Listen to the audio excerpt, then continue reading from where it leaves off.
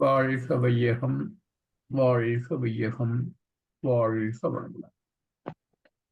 இது Canada sky yoga மன்றத்தின் வாராந்த சிறப்பு சிந்தனை உரை நிகழ்ச்சி. இன்றைய நிகழ்ச்சிக்கு இணையதளம் வாயிலாக வருகை தந்துள்ள அனைத்து வேதாத்திரிய அன்பர் வாழ்க வளமுடன் என்று வாழ்த்தி வணங்குகின்றோம். இன்றைய சிறப்பு சிந்தனை உரை வாழ்வியல். வாழ்வியல் என்ற இந்த தொடர் சிந்தனை உரை கடந்த பல மாதங்களாக இடம்பெற்று வருகின்றது. அந்த வகையிலே இன்று பாகம் 71 சிந்தனை உரையை வழங்குவதற்கு முதல்நிலை பேராசிரியர் பழனிசாமி ஐயா நம்முடன் இணைந்திருக்கின்றார்கள். பேராசிரியர் பழனிசாமி ஐயாவுக்கு எமது மன்றத்திலே இனிமேலும் அறிமுகம் தேவையில்லை. ஐயா கடந்த வருடங்களாக பல சிந்தனைகளை வழங்கி வருகின்றார்கள். அந்த வகையிலே தற்பொழுது வாழ்வியல் என்ற இந்த தலைப்பிலும் குருவின் குரல் என்ற இன்னொரு தலைப்பிலும் ஐயா வாரம் தொடர் சிந்தனை உரை வருகின்றார்கள்.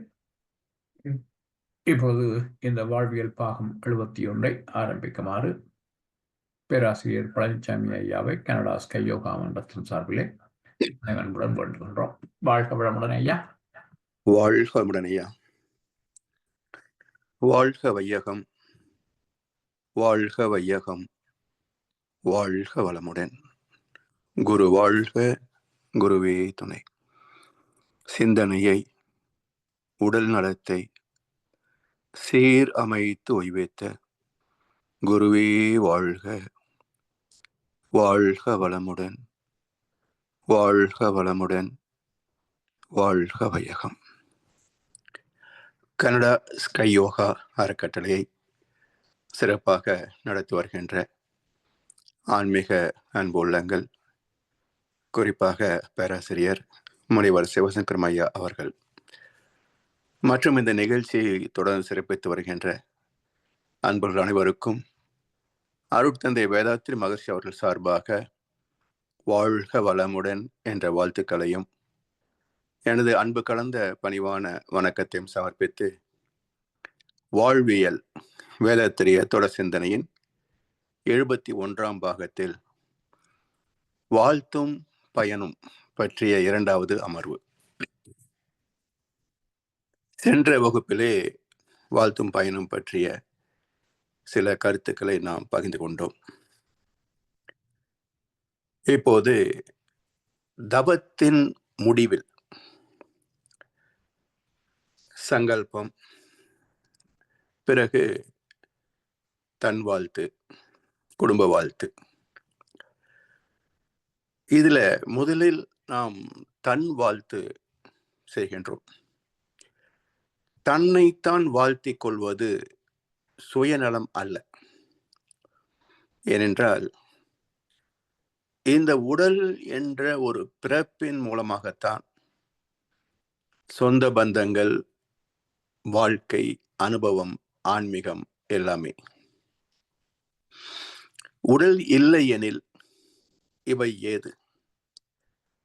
எனவே உயிர் வாழ்தல், உலக சுகங்களை துய்த்தல், அறிவில் மேன்மை பெறுதல் என்ற 3இல் மனித வாழ்வு அடங்கியுள்ளது. ஆலயம் செல்பவர்கள் வாழ்நாள் முழுவதும் ஏதாவது ஒன்றை வேண்டி பிரார்த்தனை செய்து கொண்டேதான் இருக்கிறார்கள். மேற்கொண்டு எனக்கு எதுவும் தேவையில்லை இறைவா என்று சொல்லக்கூடிய பக்தனை இறைவன் காணவில்லை. நிறைவு பெற்றவர்கள், எதுவுமே வேண்டாத பக்தர்கள் எண்ணிக்கை என்ன? 0 தான். காரணம், தனக்கு தனது தேவைகள் எவை, எவ்வளவு, எப்போது, ஏன் என்ற கேள்விகளே கிடையாது, சிந்தனையும் கிடையாது. அதனால் அன்றன்றைக்கு என்னென்ன தோன்றுகிறதோ அவற்றை எல்லாமே பிரார்த்தனைகளாக வேண்டிக் கொண்டே இருப்பார்கள். அப்படி என்றால் வாழ்நாள் முழுவதற்கும் என்னெல்லாம் தேவையோ அவற்றை ஒவ்வொரு நாளும் முழுமையாக கேட்கக்கூடிய ஒரு வரம் உண்டா? ஒரு பிரார்த்தனை உண்டா? ஒரு வேண்டுதல் உண்டா என்றால் அதுதான் மகர்ஷி அவர்கள் அமைத்து தந்திருக்கின்ற தன் வாழ்த்து. இதற்கு மேல் எதுவுமே தேவையில்லை என்ற அளவுக்கு ஒரு அற்புதமான முழுமையான ஒரு வாழ்த்து. இது இந்த பிறவியில் எனக்கு கிடைத்தால் போதும் என்ற அளவுக்கு ஒரு நிறைவாழ்வுக்கான வாழ்த்து. அது என்ன?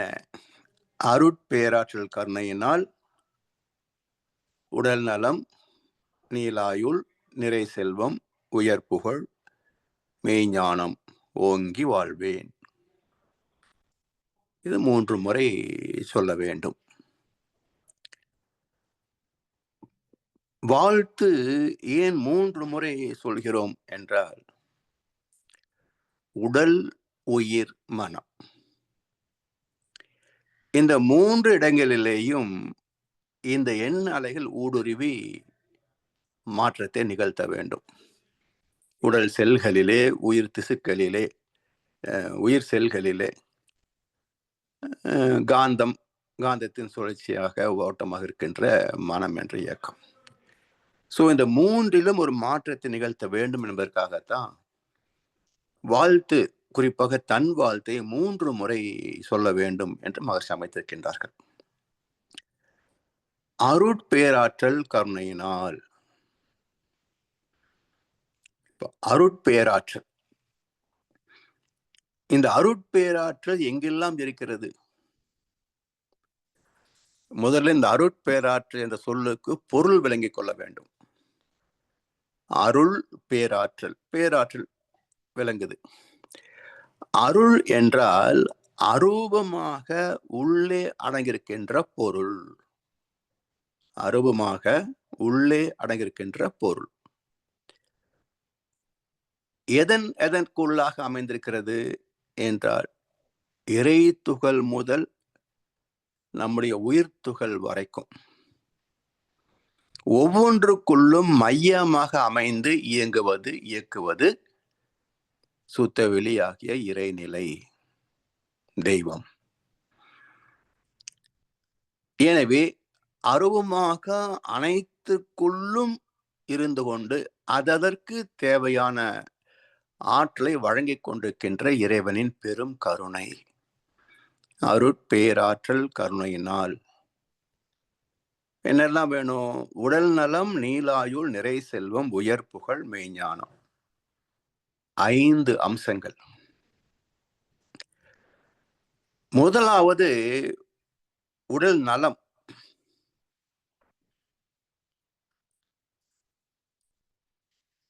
உடல் தாயின் கருவிலே தோன்றுகின்ற போது பொதுவாக நலமாகத்தான் தோன்றும். சில சமயங்களில் எங்கோ ஒன்றுதான் சிக்கலிலே இருக்கும். பிரசவமாகி வளர்ந்து வாழ்கின்ற காலங்களிலே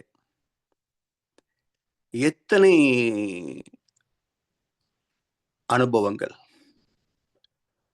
பொதுவாக உடல் நலம் இருந்தாலும் சில சமயங்களில் உடல் உபாதைகள், வலி, நோய் போன்ற உபாதைகள். இப்போ இந்த சங்கல்பம் சொல்வதனால் மட்டுமே உடல் நலம் காக்கப்பட்டு விடுமா என்று ஒரு கேள்வி எழுப்பணும். சில பேர் சொல்லுவாங்க, நானும் சங்கல்பம் ஒவ்வொரு தவத்திலும் ஆழ்ந்து ஆழ்ந்து சொல்றேங்க ஐயா, உடம்புல சிக்கல் வியாதி தீரவே மாட்டேன்றது. அப்ப தவத்தில் வாழ்த்தில் மட்டுமே உடல் நலத்தை காத்து கொள்ள முடியுமா? இப்போ ஒருவருக்கு கடன் தருகிறோம், குறிப்பிட்ட நாளில் அவர் திருப்பி தரவில்லை. நினைப்படுத்துவதற்காக கேட்கிறோம். இதோ தந்து விடுகிறேன் என்கிறார், தரவில்லை. மறுபடியும் ஒரு நாள் கேட்கிறோம், இதோ தந்து விடுகிறேன் நாளைக்கு என்கிறார், தரவில்லை. இப்போ தந்து விடுகிறேன் என்பதனால் கடன் தீருமா, அல்லது தருதல் என்ற செயல் செய்தால் மட்டுமே கடன் தீருமா? வெறும் வார்த்தை கடன் தீர்க்காது. அப்ப பணம் என்ற பொருளை திருப்பி கொடுத்தல் என்ற செயல் மூலமாகத்தான் கடன் கணக்கு தீரும். அப்ப என்ன உண்மை என்றால், செயலிலே விளைவாக தெய்வ ஒழுங்கமைப்பு இருக்க, பயன் என்ன தவறிழைத்து பரமனை பின் வேண்டுவதால். இதையும் புரிஞ்சுக்கணும். சும்மா வாழ்த்தினா மட்டும் நடந்துராது, வாழ்த்துக்கான செயல் இருக்க வேண்டும். ஏனென்றால் செயலிலே விளைவாக தெய்வ ஒழுங்கு அமைப்பு இருக்க. இதுதான் விதி. அப்ப வார்த்தைக்கு பதில் இன்னொரு வார்த்தை தான். வார்த்தைக்கு விளைவு இன்னொரு வார்த்தை, செயலுக்கு விளைவு இன்னொரு செயல். எனவே செயல் செய்தால்தான் விளைவை சந்திக்க முடியுமே தவிர வெறும் வார்த்தைகளால் செயல் நடந்து விடாது. நல்லதும் கெட்டதும் கலந்ததுதான் வாழ்க்கை. சிரிப்பு பாதி அழுகை பாதி, சேர்ந்ததல்லவோ மனித ஜாதி என்பார் கண்ணதாசன். எங்கும் நீக்கமர நிறைந்த அருட்பேராற்றல் கருணையினால் நமக்கு நல்லது மட்டுமே நடக்கும் என்ற வரம் பெற வேண்டும் என்றாலும் அந்த வரம் செயலுக்கு தக்க விளைவாகத்தான் வரும். தெய்வத்தை போல் எல்லையில்லாத சக்தி மிக்க நமது மனதின் மூலம் நாம் பெற வேண்டிய வளங்களை திரும்ப திரும்ப சங்கல்பிக்க வேண்டும்.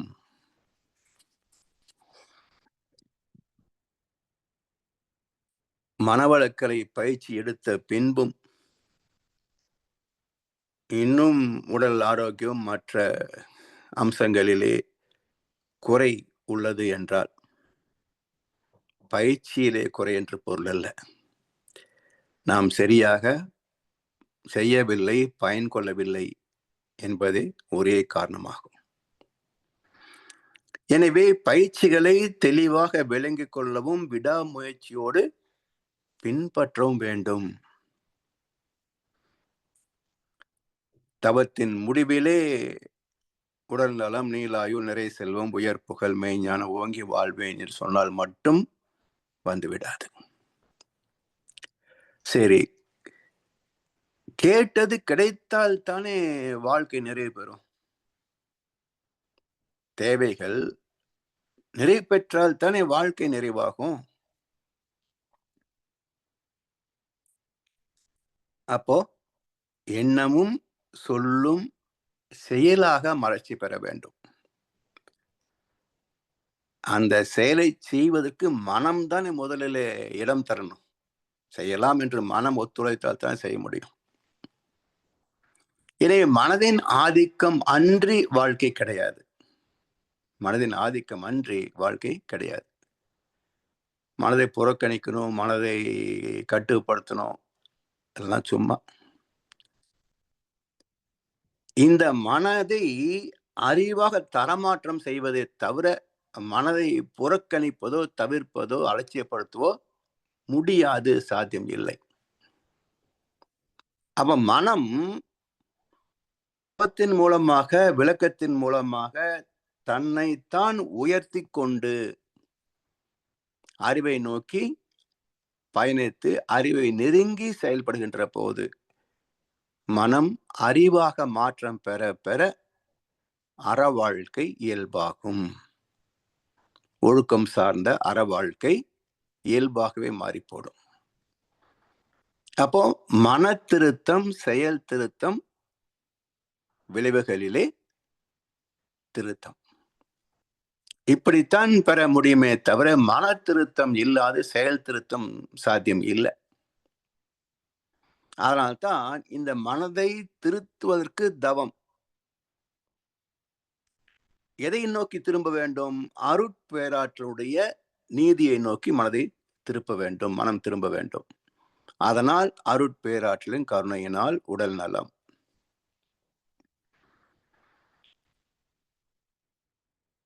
ஆற்று நீர் கரை புரண்டு ஓடினாலும் ஓட்டை குடத்தால் நீர் அள்ள முடியுமா? பிரபஞ்ச சக்தி அளப்பரியது.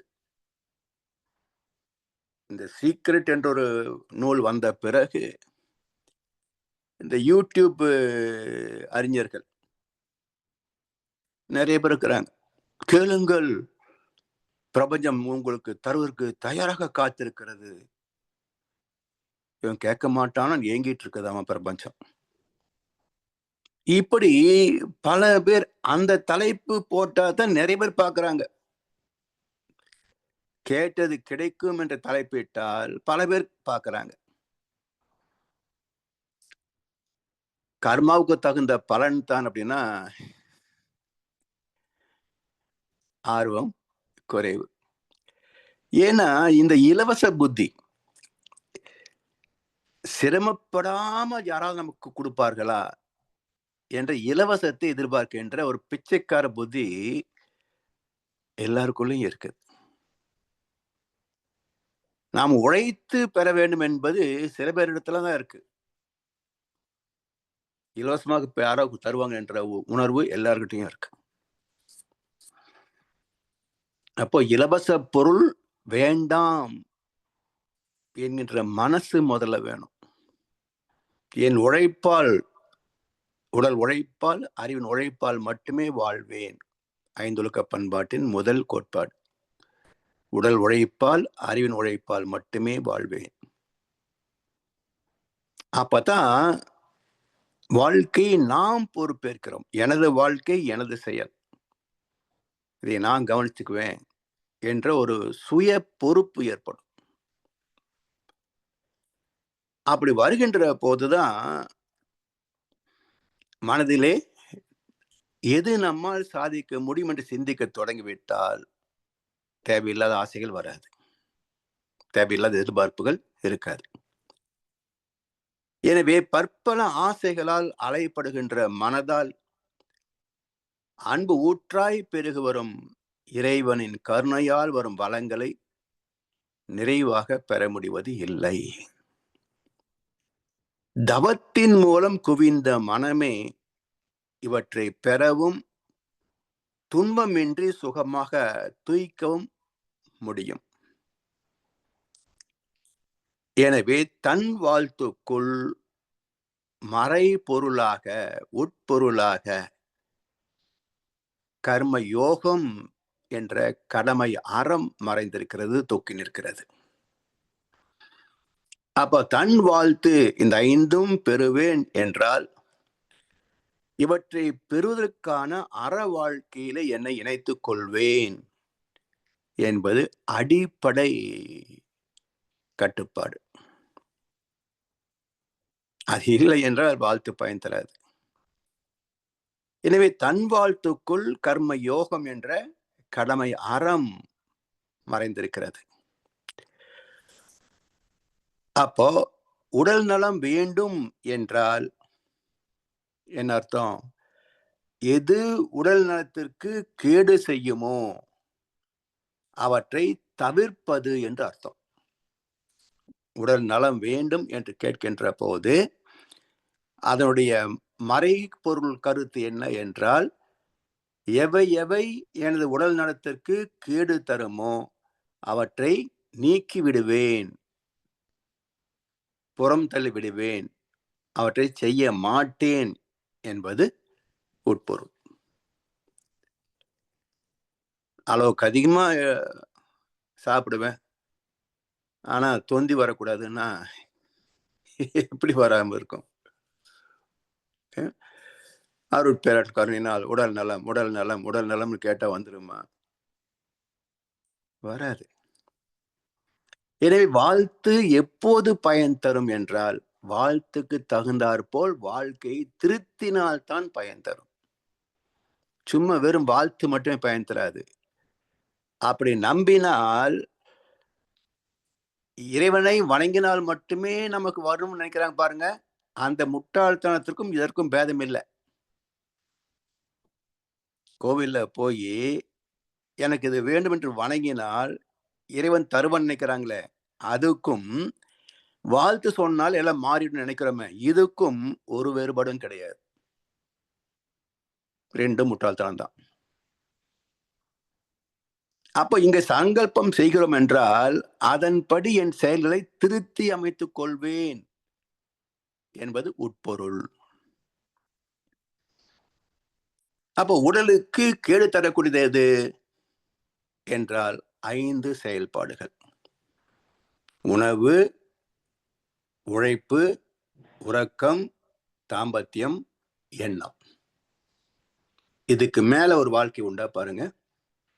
உணவு, உழைப்பு, உறக்கம், தாம்பத்தியம், எண்ணம். இந்த 5ற்கு மேல் நான் ஒரு புதிதான காரியத்தை செய்கிறேன் என்று யாராவது விரல் விட்டு சொல்ல முடியுமா? இல்ல. இதுதான் வாழ்க்கை. இதற்கு மேல் எந்த ஒரு புதிய செயலை நம்மால் செய்ய முடியாது.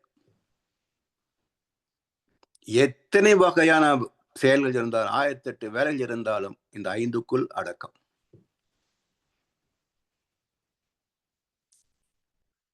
அதனால் இந்த 5ல் அளவு முறை காப்பேன். முறை மாற மாட்டேன், அளவு மாற மாட்டேன். இவற்றிலே உறுதியாக நிற்பேன் என்ற தெளிவான புரிதலே உடல் நலத்திற்கு அடிப்படை. அடுத்தது நீள் ஆயுள். நீள் ஆயுள் என்றால் நீண்ட ஆயுள் என்று சில பேர் பொருள் கொள்கிறார்கள். நீண்ட ஆயுள் என்றால் மரணமில்லா பெருவாழ்வுன்னு நினைச்சுக்கிறாங்க. யாராவது சாகாம இருக்க முடியுமா? தொல்காப்பியத்தை அருளிய தொல்காப்பியர் முதல் வேதங்கள் அருளிய வியாசர், எத்தனையோ மகான்கள், வேதத்திரி மகர்ஷி வரைக்கும் ஞானிகளுக்கு உடலுக்கு முடிவு இருந்ததா இல்லையா? நிலமிசை நீடு வாழ்வார் என்றார் வள்ளுவ பெருந்தகை. அப்ப நிலமிசை நீடு வாழ்வது என்றால் உடலால் அல்ல, புகழால், அறிவால், தத்துவத்தால். அதான் நீடு வாழ்வது. உடல் அழிந்துதான் தீரும். உடல் அழியாமல் இருப்பதற்கு ஒரு வகை உண்டு, ஜீவசமாதி. சித்தர் பெருமக்கள் அடைந்த ஜீவசமாதி. எல்லாரும் ஜீவசமாதி அடைந்துட்டா பிறக்கிற குழந்தைக்கு பூமியில இடம் எங்க? இல்லையா? அப்ப உடல் மறைந்தால்தான் இன்னொரு உடல் அங்கே வாழ்வதற்கான இடம் கிடைக்கும். வந்தவரெல்லாம் தங்கிவிட்டு அந்த மண்ணில் நமக்கு இடம் ஏது என்றார் கண்ணதாசன். அப்போ ஜீவ சமாதி தங்கினாலும் ஒண்ணுதான், மக்கள் தொகையில் தங்கினாலும் ஒரே பொருள் தான். அப்ப புதிதாக வருபவர்களுக்கு இடம் எங்க? அதனால்தான் மகர்ஷி சொல்வார்கள், ஜீவ சமாதி தேவையில்லை. 18 பேர் அடைந்துட்டாங்க, அதுவே போதும். இதற்கு மேல் இன்னொரு ஜீவ சமாதி தேவையில்லை. அப்ப உடல் மறைந்து மண்ணோடு மண்ணாக மறைந்து போனால்தான் வருகின்ற சந்ததிக்கு மண்ணிலே இடம் கிடைக்கும். அப்ப நீண்ட ஆயுள் என்பது மரணம் இல்லாமல் வாழ்வது அல்ல. உடல் கடமை முடிஞ்சா போய் சேர்ந்துடணும். கடமை முடிந்து விட்டால் போய் சேர்ந்துடணும். சும்மா உட்கார்ந்து தின்னு தூங்கிட்டு இருக்கிறதுல வாழ்க்கையே அல்லங்க. நினைச்சா போயிடுவா முடியுது. நேரம் வருகின்ற வரைக்கும் வாழ்ந்துதானே ஆகணும். அதற்கும் ராமாயணத்துல ஒரு குறிப்பு இருக்கு. என்ன குறிப்பு? ராமன் எத்தனை காலம் வேண்டுமானாலும் ஆண்டிருக்கலாம் அயோத்தியை. ஆனா துர்வாசர் என்ன நினைப்படுத்துறாரு, உன்னுடைய பூலக கடமை முடிந்து விட்டது, அவதாரத்தை நிறைவு செய்து கொண்டு நீ மேல்லோகத்திற்கு போயாக வேண்டும் என்று துர்வாசர் ராமனுக்கு நினைவுபடுத்துகிறார். அப்ப என்ன செய்யறாங்க, நாட்டை எல்லாம் பிரிச்சு லவகுசனுக்கு கொடுத்துட்டு எல்லோரும் சரயு நதியிலே போய் மூழ்கி அவதாரத்தை நிறைவு செய்தார் அப்படின்னு ராமாயணம் சொல்லுது. இப்போ நம்முடைய வாதத்தின்படி ராமன் செய்து தற்கொலையா இல்லையா அப்படின்னா இதுக்கு ஒரு பட்டிமன்றம் போட்டுலாமா? முதல்ல இவங்க வந்துருவாங்க, அது எப்படி நீ ராவனை பத்தி இப்படி பேசலான்னு முதல்ல ஒரு குரூப் வந்துடும். அதுக்கப்புறம் கொலையா தற்கொலையான்னு இன்னொரு பட்டிமன்றம் நடக்கும். ஆனா தீர்ப்பு யார் எழுதுவாங்க? நாம தான் எழுதணும். வேதத்திலேயும் தான் தீர்ப்பு எழுதணும். வேற எந்த தத்துவத்துக்கும் வேற எந்த மனிதனுக்கும் தீர்ப்பு எழுதுகின்ற தரம் கிடையாது. அப்ப என்ன தீர்ப்பு? தற்கொலை என்பது விரும்பத்தகாதது அல்ல. வாழ்ந்து முடிந்த பிறகு மனம் தானாக விரும்பும் என்றால் போய் சேரலாம். அது எப்படி தெரியும்? ஏன்னா தற்கொலை செய்கிறேன்னு சொல்லி மாட்டிக்கிட்டவங்க எல்லாம் உயிர் துடிக்கிற போது யாரை காப்பாற்ற மாட்டேன்னு தவிப்பாங்களாமா. ஏன்னா நம்ம இடத்துல அவ்வளவு பற்று இருக்கு, நம்மளும் பரம்பொருள் இல்லையே. அவதார புருஷர்கள்லாம் என்ன ராமனை போல நினைச்ச மாத்திரத்துல அப்படி அமைதியா போய் சேர்றதுக்கு நம்ம இடத்துல எவ்வளவு வினை பதிவுகள் இருக்கும், எவ்வளவு பந்தம் பாசம் இருக்குன்னு நமக்கு தெரியாது. அப்போ அந்த துடிக்கின்ற நேரத்தில் வாழ வேண்டும் என்ற தவிப்பு வந்து விட்டால் அது பேய் பிசாசா அலையும். பேய் பிசாசாக அலையும். அது வாழ்கின்ற மக்களுக்கு துன்பமாக்கும் இல்லையா? பேய் பிடிச்சா இருக்கிற ஜென்மத்துக்கு துன்பம் தானே.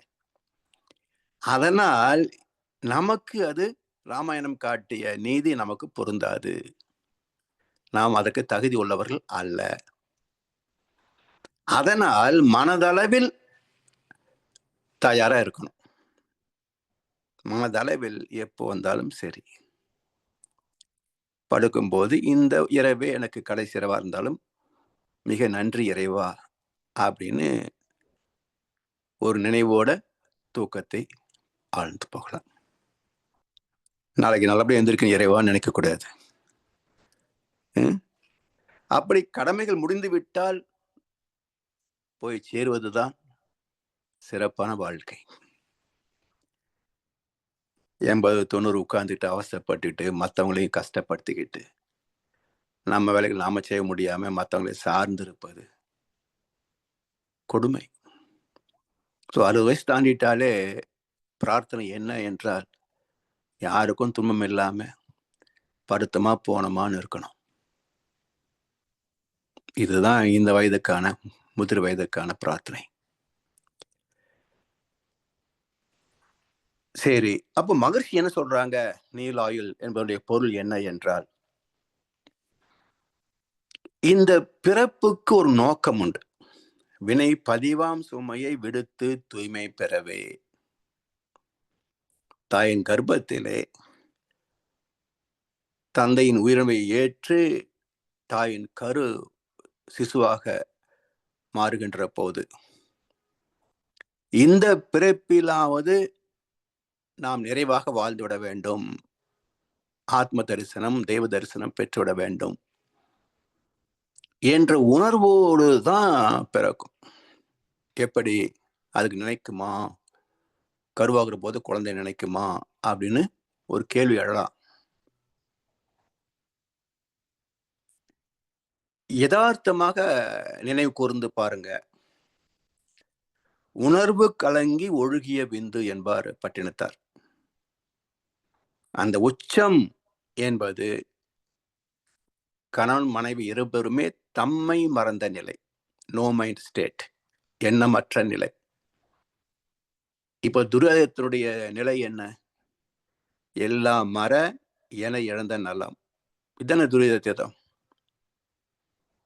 அதே போல தாம்பத்தியத்தின் உச்சத்தில் ஏதாவது நினைவு இருக்கா? ஒண்ணு இருக்காது. அப்ப இரண்டும் ஒன்றேதான். இது சிற்றின்பம், அது பேரின்பம். அப்ப இந்த சிற்றின்பத்தில் விளைகின்ற ஒரு கரு, அந்த கரு பெறுகின்ற முதல் அனுபவமே தெய்வீகம், நோ மைண்ட் ஸ்டேட். ஒரு ஆத்மா தாயின் கர்ப்பத்தில் உருவாகின்ற போது அது பெறுகின்ற முதல் பதிவு, தாயின் கர்ப்பத்தில் பெறுகின்ற முதல் பதிவு. வினை பதிவு தொடர் இருக்கும், ஆனால் அந்த கர்ப்பத்தில் அது இயக்கம் என்ற ஒரு ஆத்மாவாக உருவான பிறகு, கருவான பிறகு, இந்த புதிய கருவில் பெற்ற முதல் அனுபவம் இறை அனுபவம். எல்லாம் மற தன்னை இழந்த இறை உணர்வே முதல் அனுபவம். அதனால் கருவாகின்ற ஒவ்வொரு சிசுவும் தெய்வீகத்தை அறிய வேண்டும் என்று தான் விரும்பும்.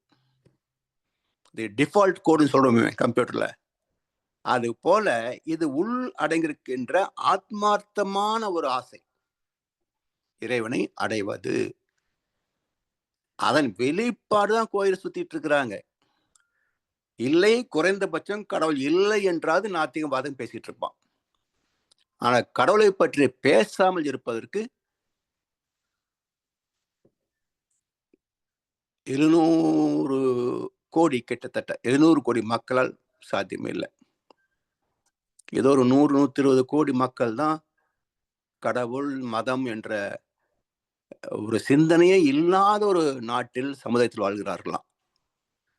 நீங்க சென்சஸ் பார்த்தீங்கன்னா சொல்லும், கூகுள்ல கடவுளை பற்றிய சிந்தனை இல்லாத மக்கள் ஒரு 120-140 கோடி இருக்காங்கன்னு சொல்லி கூகுள் ஒரு சென்சஸ் இருக்கு. மற்ற எல்லா மக்களுக்கும் ஏதோ ஒரு வகையிலே தெய்வ சிந்தனை இருந்தே தீரும், ஏற்கிறானோ மறுக்கிறானோ. மொத்தத்தில் கடவுளை பற்றி பேசாமல் இருக்க முடியாது. ஏனென்றால் கருவான போது தோன்றிய முதல் அனுபவம் தெய்வீகம், தாயின் கர்ப்பத்தில் பெற்ற முதல் அனுபவம் தெய்வீகம். அதனால் இந்த பிறப்பின் நோக்கம் மீண்டும் தெய்வமாக மாற்றம் பெறுவது, தெய்வத்தோடு இரண்டரை கலப்பது. அந்த நோக்கம் நிறைவு பெறவில்லை என்றால் இது அகால மரணம். இந்த வாழ்க்கை ஒரு அகாலம், நிறைவு பெறாத வாழ்க்கை. அதனால்தான் பெற்றேன் பல்பிறவி பிறருக்கே உழைத்து யாடையானேன் என்றார் ஒரு ஆழ்வார். பெற்றேன் பல்பிறவி பிறருக்கே உழைத்து ஏழையானேன். யாருக்காக நாம் படிக்கிறோம் சொல்லுங்க பார்ப்போம். வாழ்க்கையின் மிக பெரும் பகுதி 25 வயது வரைக்கும் படிக்கிறாங்க. கிராஜுவேஷன், போஸ்ட் கிராஜுவேஷன், டாக்டரேட் அப்படின்னு 23-25 வயது வரைக்கும் படிக்கிறாங்க. இன்னும் ப்ரொஃபஷனல் கோர்ஸ் போயிட்டா 30 வயசு வரைக்கும் படிப்பாங்க. எதற்காக? ஒரு தொழிலுக்கு தன்னை தயார்படுத்திக் கொள்வதற்காக. இப்ப யாரோ வேலை கொடுக்குறாங்க, வேலை பார்க்குறான், சம்பளம் கொடுக்குறாங்க, சம்பளத்தை வாங்கி குடும்பம் நடத்துறான். இப்ப படித்தது தனக்காகவா யாரோ ஒருத்தருக்காகவா? சரி, தொழில் செய்தது தனக்காகவா யாரோ ஒருத்தருக்காகவா? சுய தொழில் விட்டுருங்க. என்னை போல் சம்பளத்துக்கு போனவங்க எல்லாம் நான் உழைத்ததை விட எனக்கு தரப்பட்டது ஒரு பாதி தான், மறுபாதி நிறுவனத்தின் லாபம், மற்ற வகையில வரி, இப்படி பல வகைகளில் கழிந்து போகிறது. இப்ப யாருக்காக வாழ்ந்தேன்? யாருக்காக வாழ்ந்தேன்? எனக்காகவா? அதனாலதான் பெரும்பாலான மக்களுக்குள் ஒரு கேள்வி வரும், என்னத்தை சம்பாதிச்சு, என்னத்தை அனுபவிச்சு, என்ன சுகத்தை பெற்றேன் போ. என்னத்தை சம்பாதிச்சு, என்னத்தை அனுபவிச்சு, என்ன சுகத்தை கண்டேன் போ அப்படிங்கும். யார் சொல்றாங்க இது? இவ்வளவு அனுபவிச்ச பிறகு ஒரு 50 ஆண்டுக்கு முன்பு இல்லாத வசதிகள் எல்லாம் இன்றைக்கு பார்க்கிறோம். இன்றைக்கு இல்லாத வசதிகள் எல்லாம் வருங்காலத்திலே வரப்போகிறது. இவ்வளவு வசதிகளை தூய்த்த பிறகும் என்ன சுகத்தை கண்டேன் என்றால் என்ன வேணும் உனக்கு? நீ யார் இந்த கேள்வி கேட்கிறாங்க? இது ஆத்மா எழுப்புகின்ற கேள்வி. எனக்காக என்ன செய்தாய்? உடம்புக்கும் உறவுக்கும் நட்புக்கும் உலகத்துக்கும் நீ வாழ்ந்துட்ட. ஆனா எனக்காக வாழ்ந்தாயா? பெற்றேன் பல்பிறவி, பிறருக்கே உழைத்து ஏழையானாய். ஆனால் ஆத்மாவுக்கு நீ வாழ்ந்தாயா? இல்ல. அப்ப ஆத்மாவுக்காக வாழாத பொழுது ஆத்ம நிறைவு எப்படி வரும்? ஆத்மாவுக்கான வாழ்க்கையை திரும்பி பார்க்காத போது ஆத்ம நிறைவு என்பது எப்படி கிடைக்கும்? அதுதானே வாழ்க்கையின் உச்சகட்டம். அதனால் பெற்றேன் பல்பிறவி, பிறருக்கே உழைத்து நான் செல்வந்தன் ஆகல, ஏழையாகத்தான் போனேன் என்றார் ஆழ்வார்.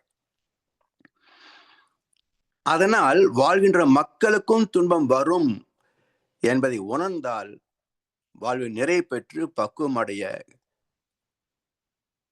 காட்டுக்கு போவதை ஒரு நெறியாக ராமாயணம் மகாபாரதம் காட்டியது. காடுன்னு என்னங்க? வனவாசம். அதாவது மனிதன் வாழுமிடம் வாசம், தன்னை பக்குவப்படுத்திக் கொள்ளிடம் வனவாசம்,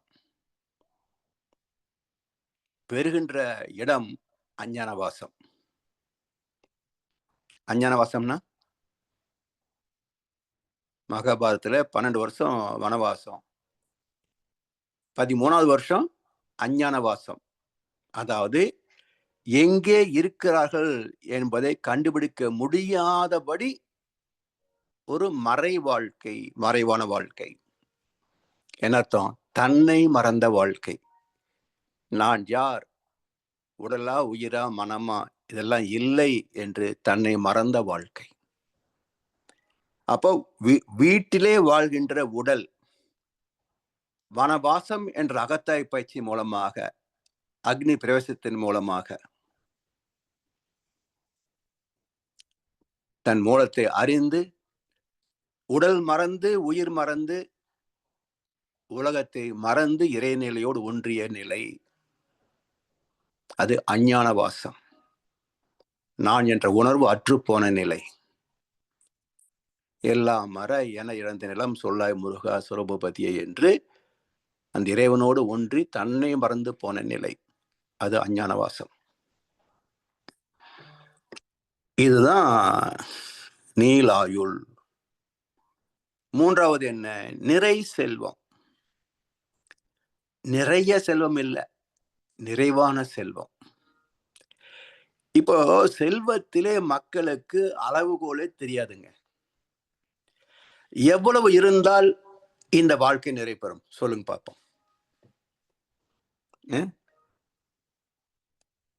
வள்ளுவர்கிட்ட கேட்கிறார் ஒருத்தர், வள்ளுவரே நான் எவ்வளவு சம்பாதிச்சா நிம்மதியா இருக்கலாம் சொல்லுங்கன்னார்.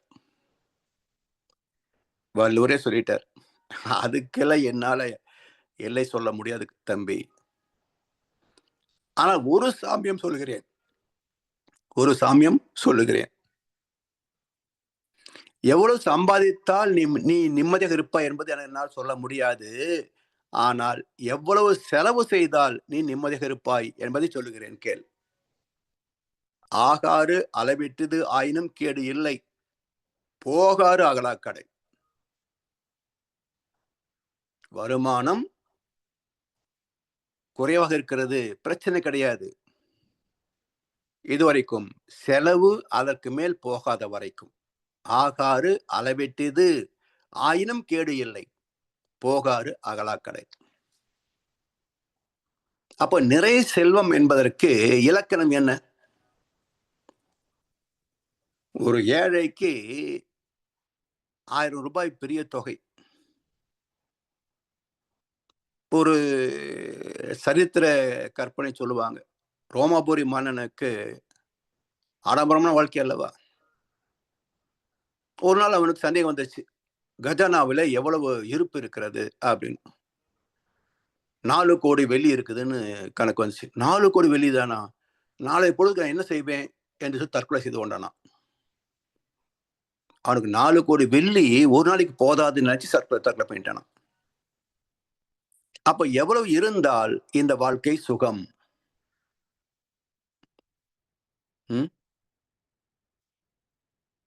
எங்க மந்திரிகளுக்குன்னு நிறையவே இல்லை. அவன் லட்சக்கணக்கான கோடி வச்சிருக்கிறான். இன்னும் திருடுவதை, லஞ்சம் வாங்குவதை நிறுத்தவில்லை. இதே நாட்டுக்குள்ள 150 ரூபாய்க்கு கூலி வேலை பார்க்கின்ற தொழிலாளர்களும் இருக்கிறார்கள். வெறும் 150 ரூபாய். வேலைக்கு போகலன்னு அதுவும் இல்லை. அந்த மனிதர்களும் வாழ்கிறார்கள் தமிழ்நாட்டில். அப்படி என்றால் நிறை செல்வம் என்பது என்ன? 150 ரூபாயா இல்ல லட்சக்கணக்கான கோடிகளா?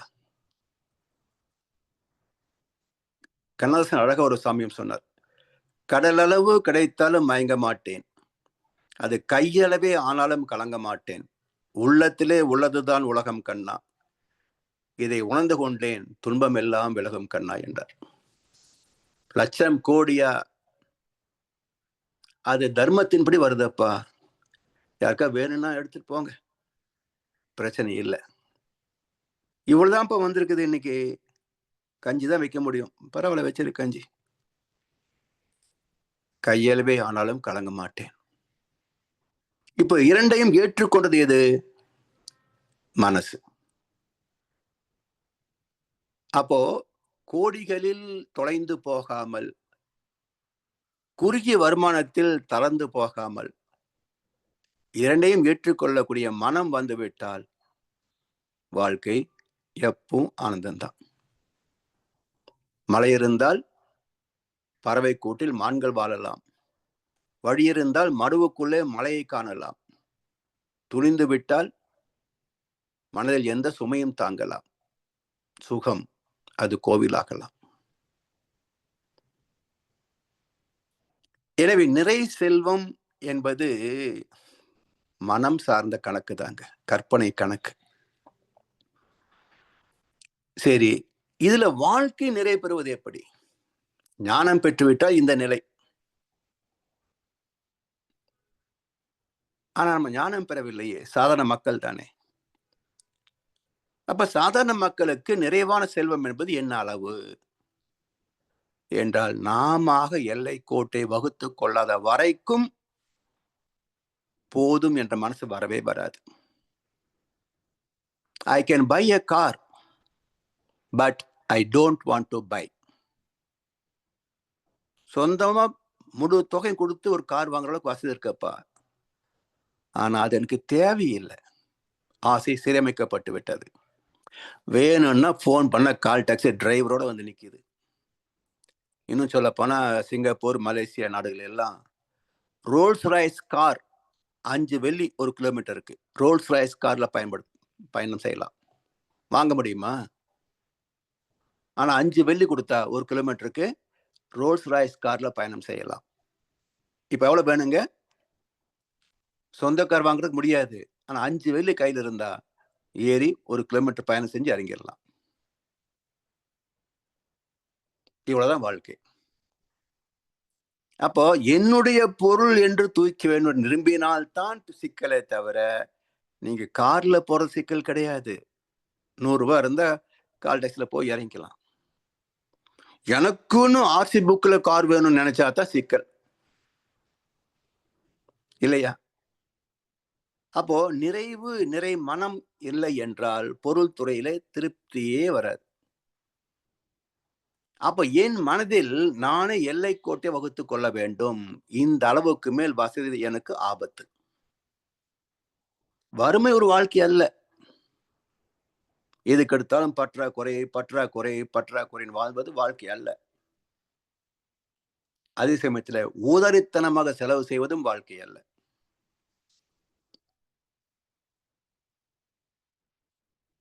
அப்போ நம்முடைய தேவைகளை உடல் கூற்றின்படி, சமுதாய நீதியின்படி, அறத்தின்படி எல்லை வகுத்துக் கொள்ள வேண்டும். இதற்கு மேல் எனக்கு தேவைகள் இல்லை. இது போதும். அதுக்கு மேல வருதா, யாருக்கோ தேவை இருக்கப்பா, இந்தாப்பா நீ வா, இந்த இடத்துக்கு போ. இப்ப என்ன ஆகுதுங்க, உபரியாக இருக்கின்ற பணம் புண்ணியமாக மாறுகிறது. அந்த புண்ணியம் என்னுடைய சந்ததிக்கு தக்க சமயத்தில் அது பணமாக மாறி துணை செய்யும். எனவே நிறை செல்வம் என்பது என்ன என்றால், கடன் வாங்கும் அளவுக்கு மனதில் ஆசை இருக்கக்கூடாது, கடன் கொடுக்கும் அளவுக்கு கையில் காசு இருக்கக்கூடாது. இதுதான் இன்றைக்கு உலக மக்களுக்கு அடிப்படை தேவையான அறிவு.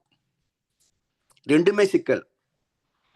ஒருத்தன் கையில காசு நிறைய இருக்குன்னு தெரிஞ்சுக்கிட்டா உறவு, நட்பு, சொந்தம், பந்தம் பிச்சு பிடிங்கிருவாங்க. அவனுக்கு தேவையில்லாத கற்பனைகள்லாம் வரும் காசு பிடுங்கிறதுக்கு.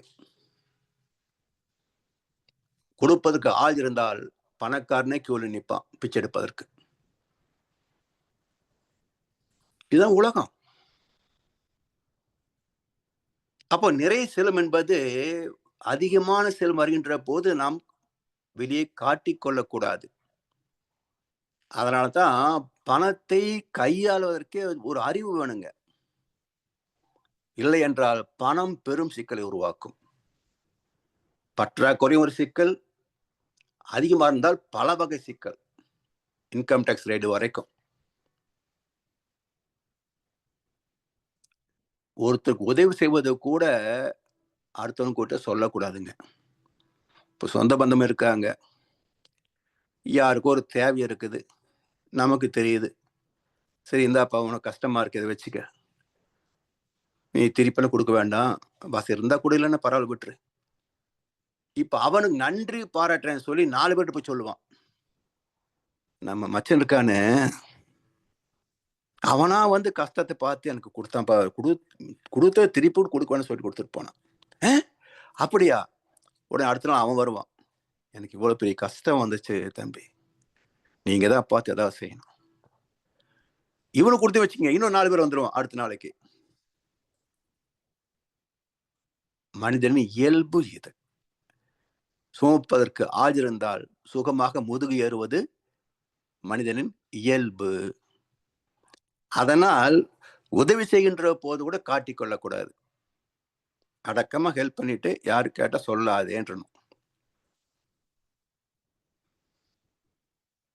அப்பதான் செல்வத்தை சரியான முறையில் பயன் கொள்ள முடியும். இல்லை என்றால் தேவையில்லாத இடத்துல எல்லாம் போய் சேர்ந்துரும். அதுல இன்னொன்னு ஈகோ ஒண்ணு இருக்குங்க. நான் எல்லாத்துக்கும் உதவி செய்ய வேண்டிய ஒரு ஈகோ. இது என்ன பண்ணும், வசதி உள்ளவனுக்கே உதவி செய்யும். யாரெல்லாம் வந்து காலில் விழுகிறானோ அவனுக்கெல்லாம் ஹெல்ப் பண்ணுவாங்க. இது புண்ணிய கணக்கு சேருமா? அற்றார் அழி பசி தீர்த்தல் அக்தூரம் பெற்றான் பொருள் வைப்பொழி. வயிறு பசிக்கிறவனுக்கு, நோயில துடிப்பவனுக்கு, வறுமையில வாடுபவனுக்கு உதவி செய்தால்தான் அது புண்ணிய கணக்கு. நம்ம சொந்த பந்தத்துக்கே உதவி செய்துட்டு இருந்தோம் வச்சுங்களேன், அவன் நல்லா தான் இருக்கிறான், இன்னும் கொடுத்து இன்னும் வாங்கி வச்சுக்கிறான், அவ்வளவுதான். இல்ல என்ன புண்ணியம் வரும் உங்களுக்கு? எனவே பணத்தை கையாள்வதற்கு தனி அறிவு வேண்டும், வாழ்க்கை பற்றிய புரிதல் வேண்டும். அதனால்தான் நிறை செல்வம் என்பதற்கு இலக்கணம் என்ன என்றால், கடன் வாங்கும் அளவுக்கு மனதிலே ஆசை இருக்கக்கூடாது, கடன் கொடுக்கும் அளவுக்கு கையில் காசு இருக்கக்கூடாது. அப்ப என்ன பண்றது, பேங்க்ல வச்சிரு, தேவைப்படும் போது எடுத்துக்கொள்ளலாம். இல்லையே யாரும் கொடுக்காம விட்டுட்டா பேங்க்கு போயிடுமே, பரவாயில்ல, பேங்க் போன எங்க போக போகுது, பொதுமக்களுக்கு, மீண்டும் சமுதாயத்துக்கு தான் போகும் அது. அதனால் நாம கொடுக்கணுன்ற அவசியம் கிடையாது.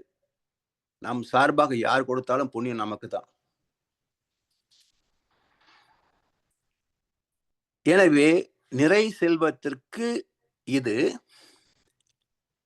இதுல இன்னொரு இலக்கணம் என்னன்னா, சம்பாதிப்பதில் தர்மமும் செலவு செய்வது சிக்கனமும். இதுதான் பணத்தினால் நமக்கு துன்பம் வராமல் இருப்பதற்கான இலக்கணம். சம்பாதிப்பதில் தர்மம், செலவு செய்வதில் சிக்கனம். பாவக்காசுல நிக்காதுங்க. இன்னைக்கு அரசியல்வாதிகள், இந்த மதவாதிகள், தொழில்துறைவாதிகள் எல்லாம் மிதப்பாங்க, காரு பங்களான்னு மிதப்பாங்க. ஆனா 4-5 தலைமுறைகளாக உச்சத்தில் வாழ்ந்தவனாக எவனையும் பார்க்க முடியாது உலகத்துல. அப்படியே வரலாற்று திருப்பி பாருங்க. பாவமும் புண்ணியம் மாறி மாறி வந்துகிட்டே இருக்கும். ஏன்னா வசதி வரும்போது தர்மம் மறந்து போகும், வசதியில் வரும்போது தர்மம் மறந்து போகும். அப்போ அதர்மத்தில் செய்தால் வசதிகள் தொலைந்து போகும், மீண்டும் பிச்சைக்காரனா தான் வருவான். நீங்க சரித்திரத்தை புரட்டி பாருங்க, இல்லை நடைமுறை சந்திக்கின்ற மனிதர்களை ஆய்ந்து பாருங்க. அந்த வாய்ப்பு எனக்கு வங்கியில் சேவை செய்ததுனால எனக்கு கிடைத்தது. எத்தனையோ செல்வந்தர்கள் தொலைந்து போனதை நான் பார்த்திருக்கிறேன்.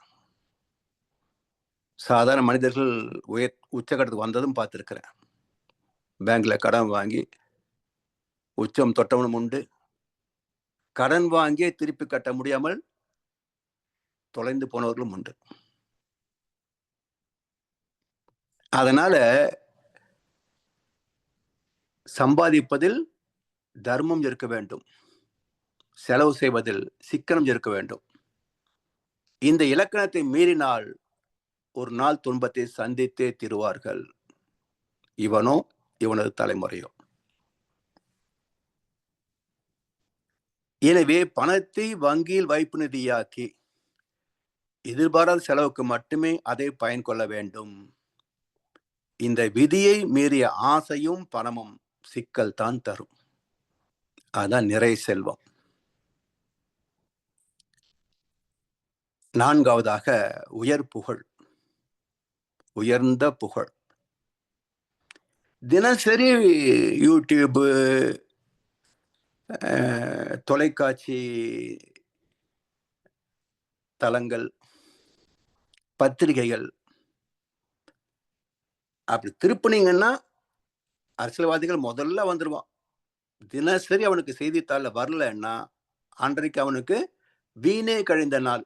இந்த சொல்லுவாங்களே, வீரருக்கெல்லாம் விழுப்புண் படாத நாள் வீணே கழிந்த நாள்பாங்களே, அது மாதிரி இந்த அரசியல் திருடர்களுக்கெல்லாம் தினசரி பேப்பர்ல உடைய போட்டோ வரலன்னா அது அன்றைக்கு வீணே கழிந்த நாள். அடுத்து இவங்களாக போய் தேடி தேடி பிடிக்கிற நடிகர்கள், அப்புறம் விளையாட்டு வீரர்கள், இப்படி செலிபிரிட்டிஸ், இவங்கெல்லாம் புகழ் பெற்றவர்களா என்றால் ஃபேமஸ் ஃபிகர், பாப்புலர் ஃபிகர், பிரபலமானவர்கள், அவ்வளவுதான். நல்லவர்களா, உயர்ந்த புகழ் கொண்டவர்களா? இல்ல. அப்ப யாருக்கு உயர்ந்த புகழ் வரும் என்றால், கடைதனில் தூங்கியவன் முதல் இழந்தான், கொண்ட கடமையில் தூங்கியவன் புகழ் இழந்தான் என்றார் பட்டுக்கோட்டை கல்யாண சுந்தரம். எப்படிங்க? கடைதனில் தூங்கியவன் முதல் இழந்தான், கொண்ட கடமையில் தூங்கியவன் புகழ் இழந்தான். அப்ப கடமைதான் புகழுக்கு காரணம், அடிப்படை. கடமை என்பது ஐவகை: தான், குடும்பம், சுற்றம், ஊர், உலகு. அப்ப யார் இந்த 5 வகை கடமைகளையும் நிறைவாக ஆற்றுகின்றார்களோ, அந்த கடமைகளால் நன்மை பெற்றார்களோ, அப்படி நன்மை பெற்றவர்கள் இவர்களை நன்றி கூறுகின்ற போது பெறுகின்றதே உயர்ந்த புகழ். அப்போ அரசியல்வாதிகளிலே காமராஜர், கக்கன், இது போன்ற சில தலைவர்கள் பெற்றது உயர்ந்த புகழ். ஏன்னா அவர்கள் தனக்கென்று வாழவில்லை, மக்களுக்காக வாழ்ந்தார்கள். அதே போல வ.உ. சிதம்பரனார், முத்துராமலிங்க தேவர், இவரெல்லாம் செல்வத்திலே செழித்திருந்தாலும் நாட்டுக்காக உயிரை நீத்தவர்கள். அப்ப செல்வத்தின் பயன், அதனால் புகழ் பெற்றவர்கள். இன்னைக்கு இருக்கிற அம்பானி அதானி எதில் கொண்டு போய் சேர்க்கிறதுங்க? எல்லாருக்கும் தெரியும். சமீபத்தில் ட்ரம்ப் பதவியேற்ற போது அம்பானி கூட இருக்கிறார்.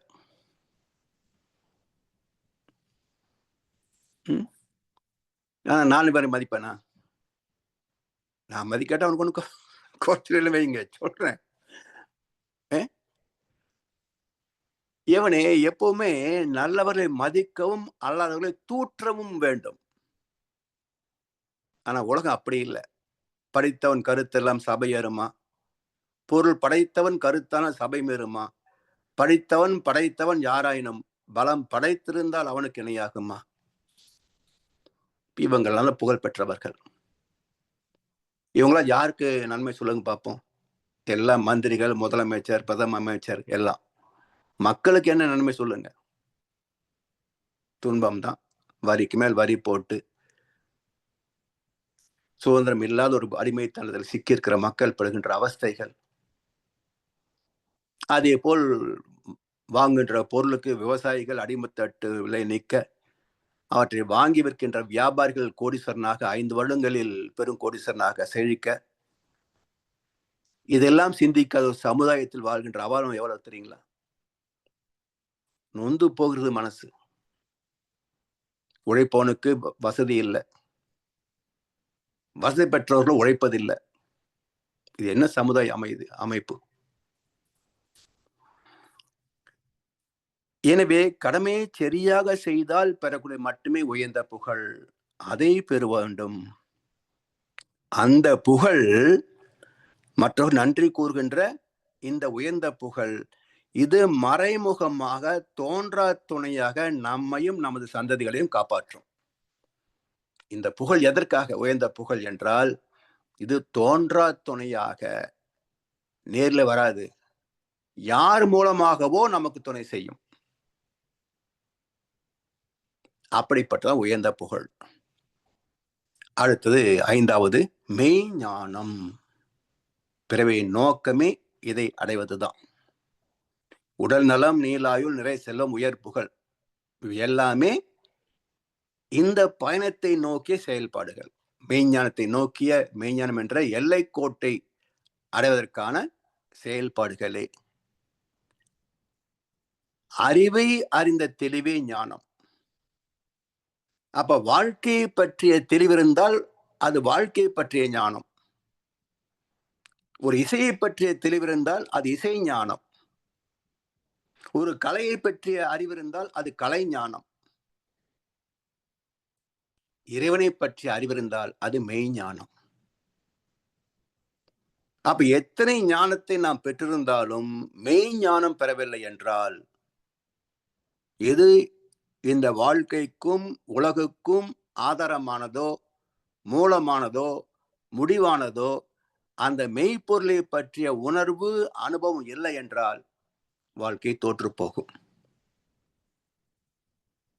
எனவே அந்த மெய்ஞானத்தை பெற வேண்டும். மெய் என்பது உடலையும் குறிக்கும், மெய்ப்பொருளையும் குறிக்கும். ஆத்மாவுக்கு மூலமான, உலக நாயகனான மெய்ப்பொருளை பற்றிய தெளிந்த அனுபவத்தை பெறுவதே மெய்ஞானம். கர்ம வினைகளை அறிவுபூர்வமாக சிந்தித்து பயன் கொள்ள இந்த மெய்ஞானம் துணை செய்யும். அதனால் இந்த 5 அம்சங்களையும் ஒருங்கே இணைத்து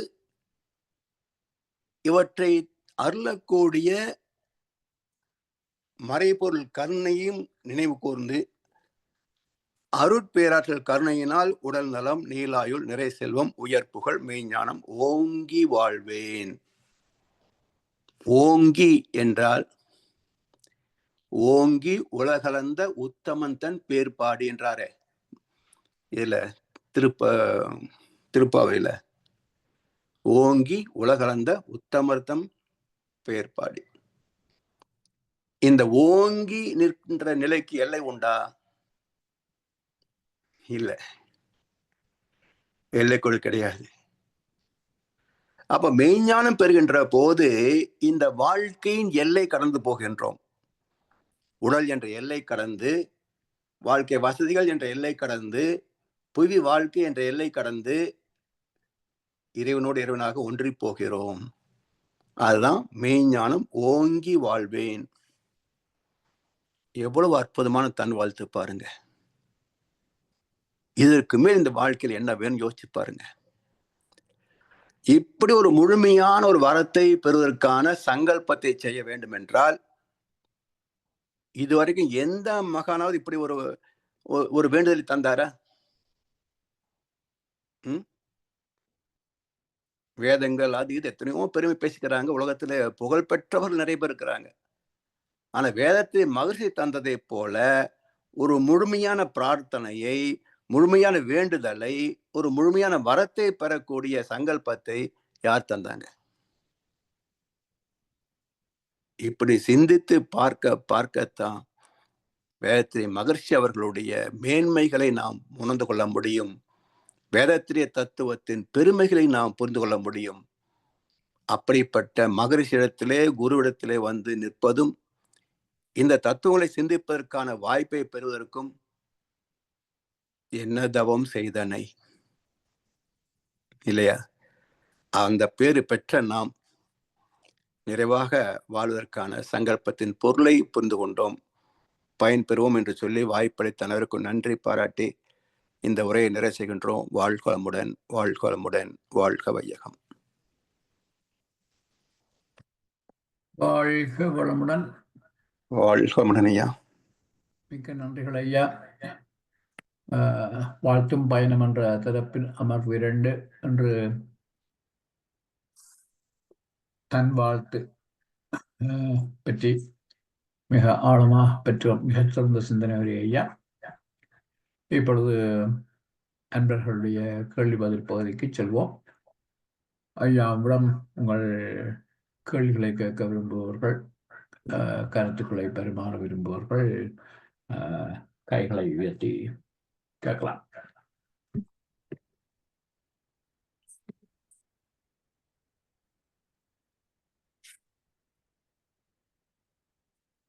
ஐயா, நானே ஆரம்பித்து வைக்கிறேன் ஐயா. முதலாவது கேள்வி. ஐயா வாழ்க வளமுடன். இந்த வாழ்க்கை என்பது 5 அம்சங்களுக்குள்ளே அடங்குகின்றது. உணவு, உறக்கம், உழைப்பு, தாம்பத்தியம், எண்ணம். வாழ்வின் எல்லா நடவடிக்கைகளும் இந்த 5க்குள்ளேயே அடங்குகின்றன. எனக்கு ஒரு கேள்வி ஐயா. அதுல இப்ப இந்த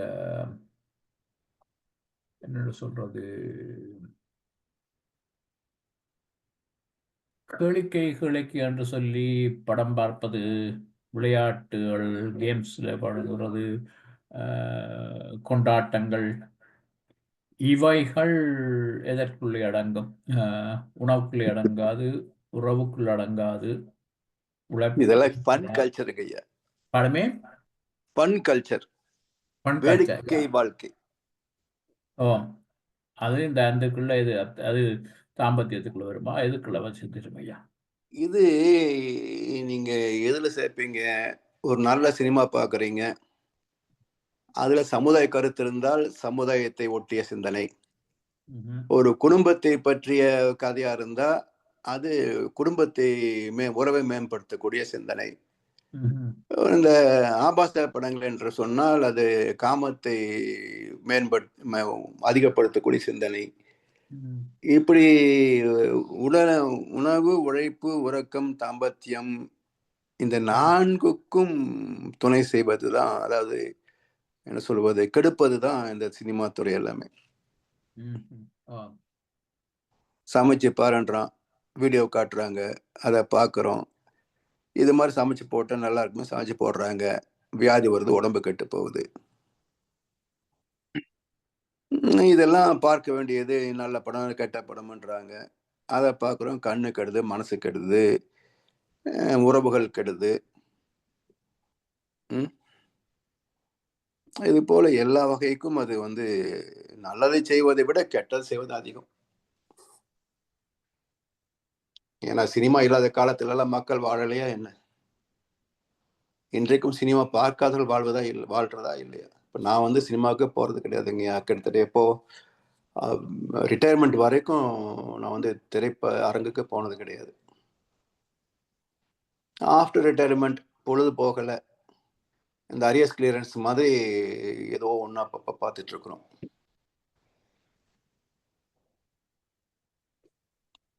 ஏன்னா சும்மா இருப்பது கஷ்டம் இல்லையா?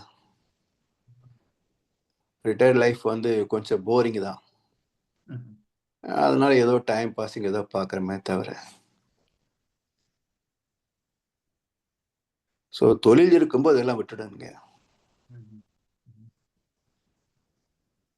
நன்றி ஐயா. சில பேர் இப்போ இந்த வாட்ஸ்அப், யூடியூப் பார்க்கறதே தொழிலா வச்சுக்கிறாங்க. வேலையை விட்டுட்டு, குடும்பத்தை வந்து வீட்டை சுத்தப்படுத்துற விட்டுட்டு, இதுலயே மூழ்கி போறதெல்லாம் பார்க்குறோம் இல்லையா? இதெல்லாம் நெகட்டிவ்.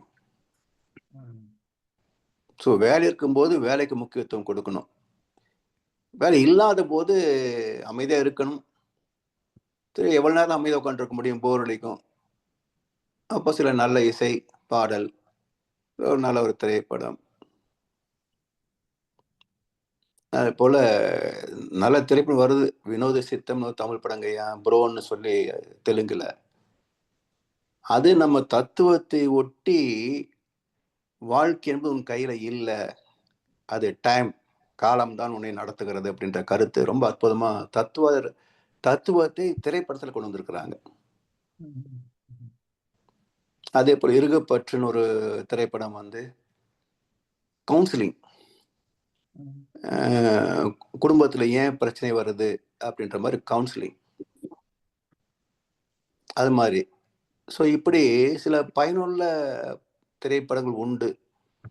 பட் நிறைய இப்போ வந்து 80% திரைப்படங்கள் வந்து எல்லாமே வெட்டு குத்தும் தேவையில்லாத விஷயங்கள் தான் இருக்கு. இது போன்றதுல 1-2 பேர் சொல்லக்கூடிய அளவுக்கு தான் சில திரைப்படங்கள் உள்ளனவே தவிர 90% திரைப்படங்கள் தேவையில்லாத விஷயங்களை தான் பேசிக்கிட்டு இருக்கு.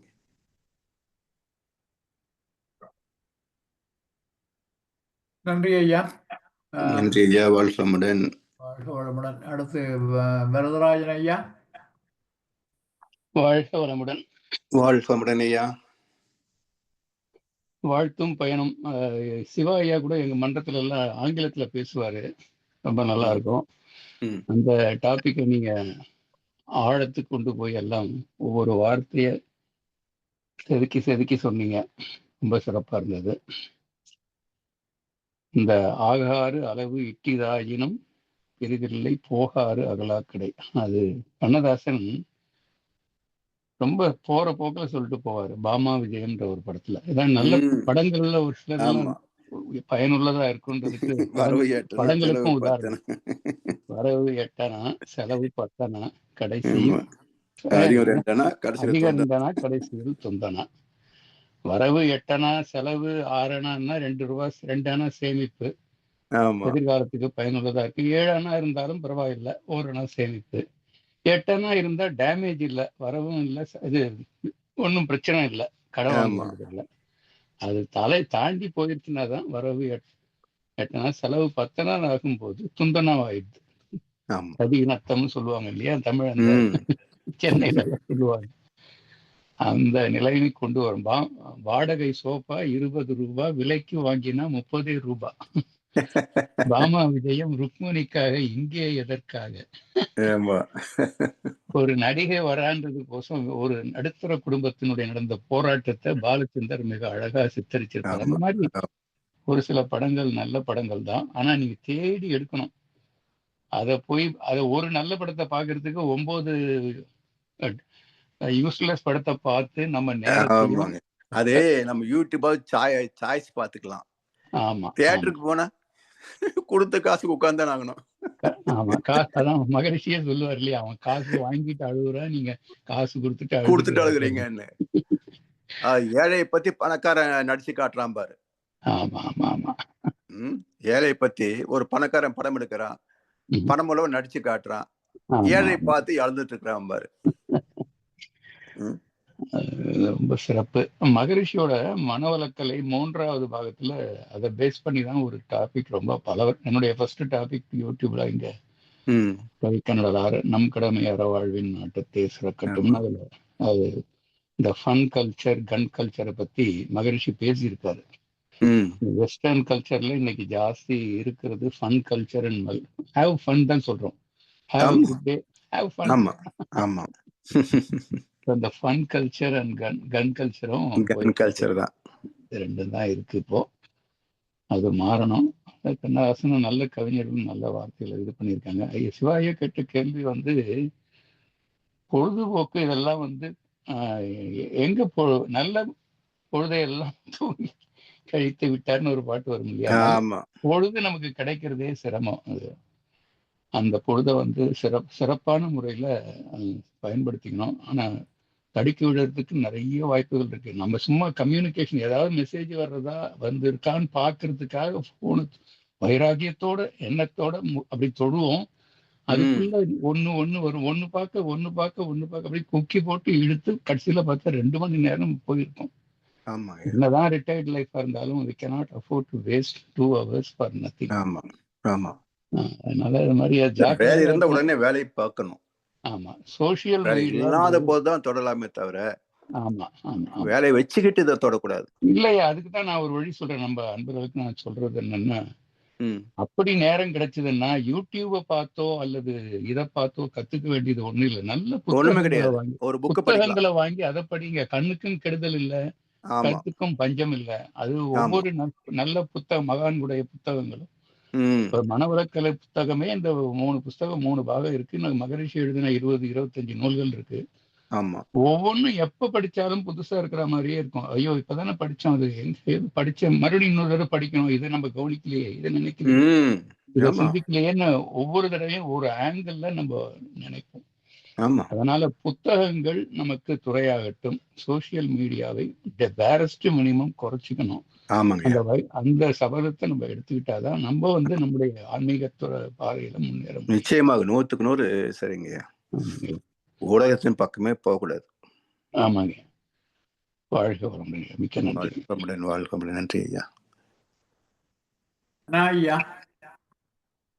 ஐயா வாழ்க வளமுடன் ஐயா.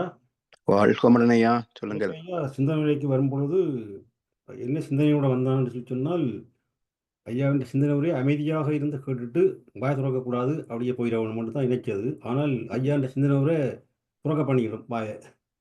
இரண்டால் ஐயா, அதாவது நிற செல்வத்தை பற்றி நீங்கள் சொல்லி கொண்டிருக்கும் பொழுது என்னுடைய வாழ்க்கையில் பட்ட எவ்வளவு அனுபவங்களை நீங்கள் அது நான் பட்ட மாதிரி இந்த அவ்வளோத்தை சொல்லி கொண்டு வந்தீங்க.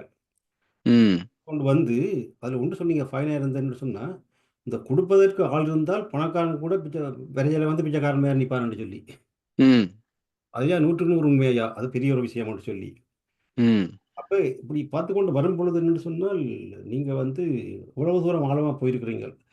அதோட எனக்கு கேள்வி என்னன்னு சொல்லி சொன்னால், ஒரு சின்ன இடையில கேள்வி ஒன்று வந்ததுன்னு சொன்னால், நீங்கள் இடையில சொல்லி கொண்டு இருக்கும் பொழுது இந்த முதல் படம் ஒன்றும் பார்க்கல, ரிட்டையர்மெண்ட் பிறகு தான் இடைக்கிட படம் பார்க்குறது, என்ன செய்கிறது, அந்த ரிட்டையர்மெண்ட் லைஃப் ஒரு போரிங் தான், அப்படி ஒரு வார்த்தை ஒன்று போட்டீங்க. அது ஏன் நான் கேட்குறேன்னு சொன்னால், என்னுடைய சிந்தனை நான் என்ன சொன்னால், நீங்கள் இவ்வளவு சொல்லி இவ்வளவு எல்லாம் செய்து கொண்டு போகும்போது அவங்கள பற்றி யோசிக்கிறது, ஐயா இன்னும் எவ்வளோ தூரம் சிந்திக்கிறார், எவ்வளோ தூரம் அனலைஸ் பண்ணுறார், எவ்வளோ தூரம் உலகத்தை பார்த்து அந்த ப்ராக்டிக்கலாக எங்களுக்கு அதை எடுத்து தாராருன்னு சொல்லி நான் சிந்திக்கிறது. அப்போ அப்படியான ஆளுக்கு அந்த போரிங் என்ற சாமான் இருக்கிறதுக்கு சான்றுகள் இல்லை. காரணம் என்ன சொன்னால், நீங்கள் எத்தனை விஷயத்தை அவதானிக்கிறீர்கள், அவதானிக்க இந்த நேரம் உங்கள்கிட்ட மனம் பிஸியாக இருக்கும். அந்த மனம் பிஸியாக இருந்தோம்னு சொன்னால் அந்த போரிங் என்ற சாமான் வராது. அப்போ உங்களுக்கு அந்த போரிங் அது சரிதாங்க. ஏன்னா இது என்னன்னா, இந்த தத்துவங்கள் எல்லாமே 32 ஆண்டுகள் சிந்தனை.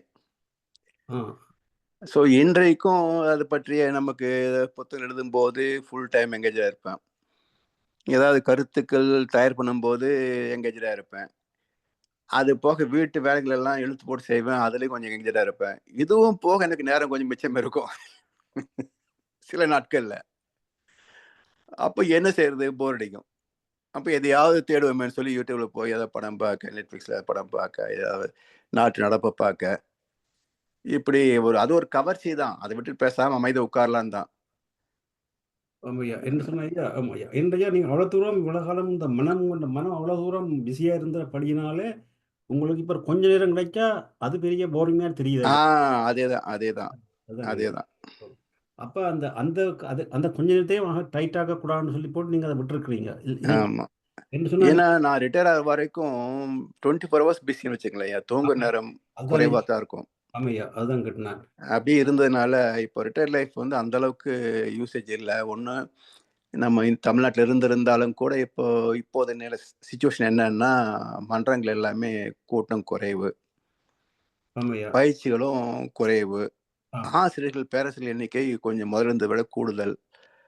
அப்போ அவங்கவுங்க பாடம் நடத்துகிறாங்க, அரையும் குறைவு நடத்திடுறாங்க. அதன் காரணமாக வருகிற நண்பர்களுக்கும் வந்து ஒரு தீர்வு கிடைக்கிறது இல்லை. ஆமா. வெளியிருந்துலேருந்து கூப்பிடுறதுக்கும் அவங்களுக்கு வந்து யோசிக்கிறது இல்லை. ஏன்னா அங்கேயே என்ன கூப்பிடுதுன்னு சொல்லி ப்ரெஷர்ஸ் கொடுக்குற போது வெளியே பேரண்ட்ஸ் கூப்பிடுறதும் குறைவு. அப்படியே சில பேர் கூப்பிடுற போது முதல்ல எல்லாம் போனோம்னா 100 பேர் 200 பேர்லாம் இருப்பாங்க. ஒரு மன்றத்துக்கு நான் ஒரு நிகழ்ச்சிக்கு போகிறோம்னா உடுமலைப்பேட்டையில் 200 பேருங்கய்யா. வாரம் 200 பீப்புள் இருப்பாங்க. எவ்ரி டியூஸ்டே வந்து ஆஃபீஸில் மத்தியானம் பர்மிஷன் போட்டு போய் உடம்பேட்டை நிகழ்ச்சி நடத்திட்டு நைட்டு 10 மணிக்கு திரும்ப வருவேன். அதே போல் அகத்தை போனால் 50 பேர் 60 பேர் 70 80 பேர்லாம் வருவாங்க. இன்றைக்கு 5 பேர் 6 பேர்ன்ற போது இன்னைக்கு உள்ள நெரிசல், போக்குவரத்து சிரமங்கள், வயசு 72+ ஆகிறபோது வயோதிகம், இதில் போய் இவ்வளோ தூரம் போய் ஒரு 5 பேருக்கு உட்காந்து 2 நாள் பயிற்சி நடத்துறது அப்படின்ற போது நமக்கும் ஒரு என்ன சொல்கிறது, வேண்டாம் அப்படின்ற ஒரு எண்ணம். இப்படி பல காரணங்களில் வந்து நேரம் வந்து என்ன சொல்கிறதுங்க மீதியாக போயிடுது. ஸோ போரிங் ஆயிடுது. அது ஐயா போரிங்னு சொல்லி எகைன் போரிங்னு சொல்றீங்க என்று சொன்னா, நான் என்ன யோசிக்கிறேன்னு சொன்னா, அதாவது இவ்வளவு அனுபவம் அறிவுள்ள ஆளு வந்து அந்த போரிங்க இணைச்சா போரிங்கெல்லாம் மாத்தலாம். ஆனா நீங்க அது விரும்பித்தான் விட்டு இருக்கீங்க அது போரிங்னு சொல்லி. இந்த இடத்துல கொஞ்சம் ஒரு தொய்வுன்னு கூட சொல்லலாங்க ஐயா. ஆமா ஐயா, அப்படி விட்டு இருக்கீங்க நீங்க. ஒரு தொய்வு தான். என்ன இப்போ ஆச்சு, வயசாச்சு, போற காலத்துல போ அப்படின்ற ஒரு தொய்வு தான். அந்த ஒரு உத்வேகம், இது செய்யணும் அதை செய்யணுன்ற உத்வேகம் எல்லாம் இப்போ இல்லை. சரி ஐயா, ரைட். ஏதோ இருக்கும் வரைக்கும் இருந்துட்டு போகலாம் அப்படின்ற மாதிரி நான் சொன்னேன் பாருங்க. I am waiting for my end. அதனுடைய ஐயா நீங்க ஒரு நிறைவான வாழ்க்கையை பெற்றுட்டீங்களா ஐயா? அதுல totally I am satisfied. So எந்த பிரச்சனையும் எனக்கு ஒன்றும் நான் வச்சுக்கிறது இல்லை. அதாவது அவங்கவுங்க பார்த்துப்பாங்கன்னு ஒரு விட்டுறது. ஸோ ஆக்சுவலி என்னுடைய பொசிஷன் என்னன்னா I am waiting for my exit. இல்லை ஐயா, அடுத்த கருத்து என்னண்டா ஐயா, அந்த அப்படியே வாழ்க்கையில் நிறைவானவர் வந்து அந்த சிந்தனை செய்யும் பொழுதுதானே ஐயா எங்களுக்கு கேட்கும் போது அதில் ஒரு நிறைவு கிடைக்குது ஐயா. அதனால தான் சொல்றேன், அந்த அனுபவத்துடைய தாக்கம் இது பல பேர் போய் சேர்ந்தா அவங்களுக்கும் ஒரு உத்வேகத்தை கொடுக்கலாம் இல்லைங்களா? அதுதான். நன்றி ஐயா.